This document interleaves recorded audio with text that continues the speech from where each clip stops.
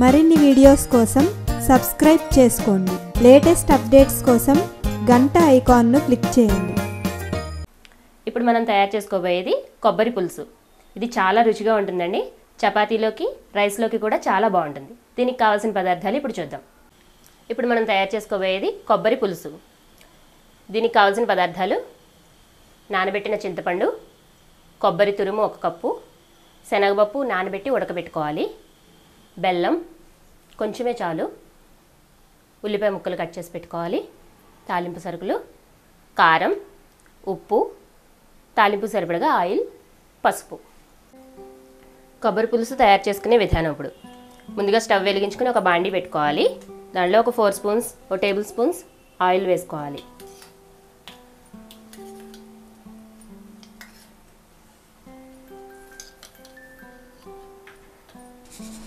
ముందుగా మనం oil heat అయిన తర్వాత మినపప్పు, జీలకర్ర, ఆవాలు వేసుకోవాలి.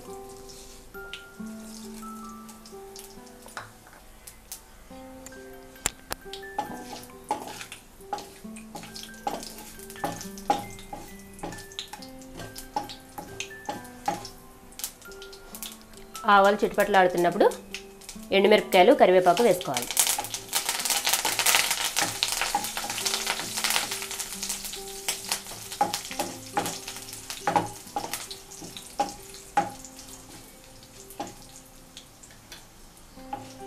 ఎండుమిరపకాయ వేగిన తర్వాత ఉల్లిపాయ కట్ చేసి పెట్టుకున్న ఉల్లిపాయ ముక్కలు వేసుకోవాలి.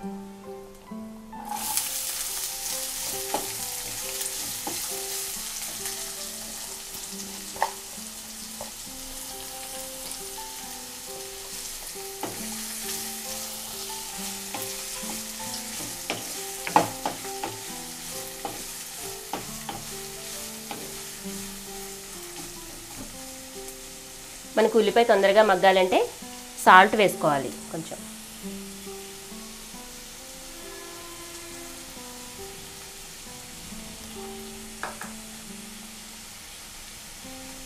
పసుపు కూడా వేసుకోవాలి.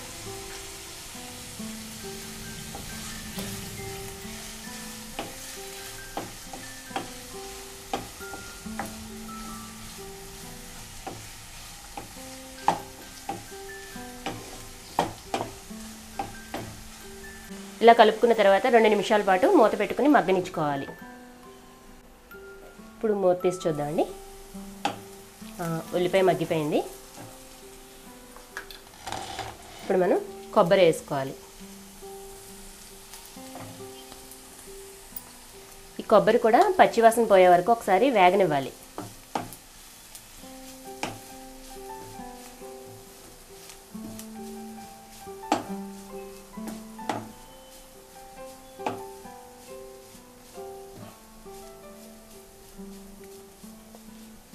ఇది కలుపుతూ ఉండాలండి, కొబ్బరి అంటుకుపోకుండా అడుగున.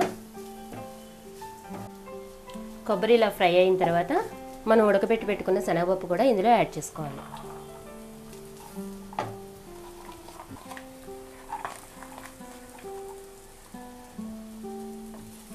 ఇది మనం ఆల్రెడీ ఉడకబెట్టుకున్నాం కాబట్టి మగ్గనవసరం లేదండి.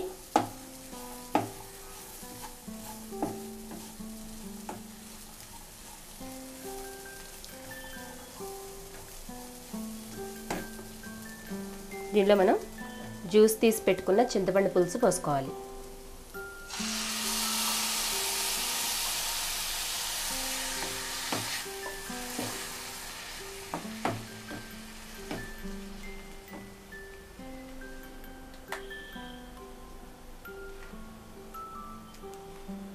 దీనిలో 1 స్పూన్ కారం ఎక్కువ తినేవాళ్ళు ఇంకొక 1/2 స్పూన్ వేసుకోవచ్చు. ముందు ఉల్లిపాయకి సరిపడగా కొద్దిగానే వేసాం కదండి ఉప్పు. ఇప్పుడు మళ్ళీ సరిపడగా ఉప్పు వేసుకోవాలి.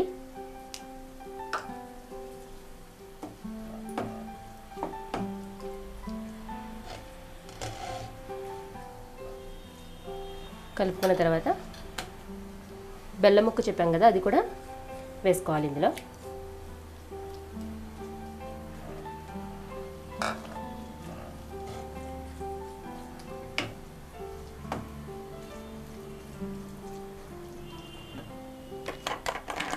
ఇందులో మనం కొంచెం వాటర్ యాడ్ చేయాలి.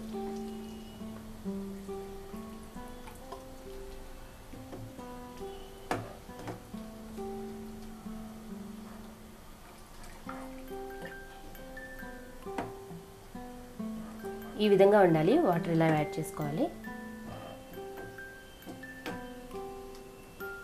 ఇప్పుడు దీన్ని ఒక 10 నిమిషాల పాటు ఉడకనివ్వాలి. మూత పెట్టుకుందాం. 10 నిమిషాల తర్వాత మనం మూత ఓపెన్ చేసి చూద్దాం. దగ్గర పడింది కదా ఇలా. ఇప్పుడు మనకి 10 నిమిషాల తర్వాత మనం మూత తీసి చూద్దాం.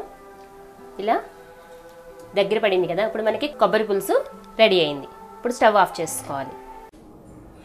మీకు ఈ వీడియో నచ్చినట్లయితే లైక్ బటన్ని క్లిక్ చేయండి. అలాగే మీ అభిప్రాయాలను కామెంట్ బాక్స్లో రాయండి. ఇంకా ఈ ఛానల్ని ఇంకా సబ్స్క్రైబ్ చేయని వాళ్ళు సబ్స్క్రైబ్ బటన్ని క్లిక్ చేసి సబ్స్క్రైబ్ చేసుకోండి.